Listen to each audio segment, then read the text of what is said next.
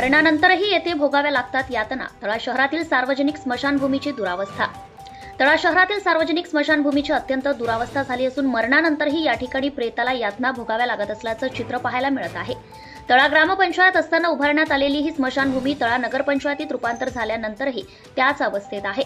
शहरात प्रत्येक समाजाच्या वेगवेगळ्या स्मशानभूमी असल्याने ज्यांना स्मशानभूमी नाही असे नागरिक अंत्यविधीसाठी सार्वजनिक स्मशानभूमीचा वापर करतात, परंतु या ठिकाणी नगरपंचायत प्रशासनाकडून प्रेत जाळण्यासाठी कोणत्याही प्रकारची व्यवस्था करण्यात आलेली नाही।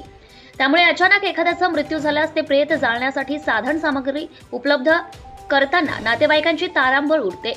सदर स्मशानभूमीच्या आजूबाजूला गवत वाढलेले असून अंत्यसंस्कार करण्यात येणाऱ्या जागेवर साधी शेड देखील उभारण्यात आलेली नाही। त्यामुळे अंत्यविधीसाठी आलेल्या नागरिकांना भर उन्हात अंत्यविधी उरकावा लागतोय।